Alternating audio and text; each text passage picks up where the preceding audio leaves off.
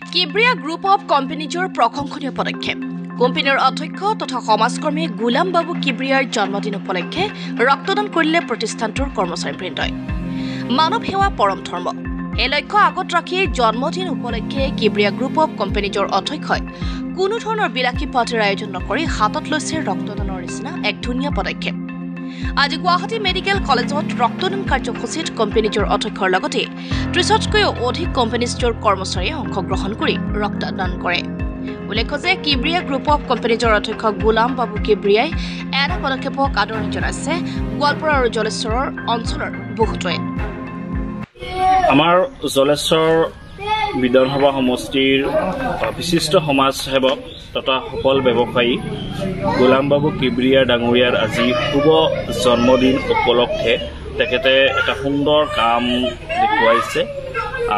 গুৱাহাটী চিকিৎসা মহাবিদ্যালয়ত আৰু তেখেতে কিব্ৰিয়া গ্ৰুপ অফ কোম্পানীজৰ ফালৰ পৰা আজি তেখেতে নিজে উপস্থিত হয়।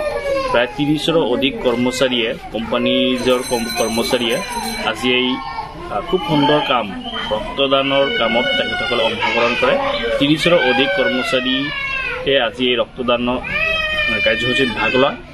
গতিকে তেখেতে আগন্তুক দিনত এনেকুৱা ভাল কাম কৰিব বুলি আশা কৰিছোঁ। আৰু তেখেতে সমষ্টিত তেখেতে সকলো সময়ত শিক্ষাৰ ক্ষেত্ৰতে হওক বিভিন্ন ক্ষেত্ৰতে তেখেতে সকলো সময়ত ৰাইজৰ লগত থাকি ভাল কাম সমাজৰ যিবিলাক ভাল কাম কেনেকৈ কৰিলে ৰাইজৰ লাভৱান হ'ব তেনেকুৱা কাম সকলো সময়ত কৰি থাকে। গতিকে গোলাম বাবু কিব্ৰিয়া ডাঙৰীয়াৰ এনে পদক্ষেপক শলাগ জনাইছোঁ। ভাল লাগিছে। আগন্তুক দিনত তেখেতে এনেকুৱা কাম কৰিব বুলি আশা কৰিছোঁ।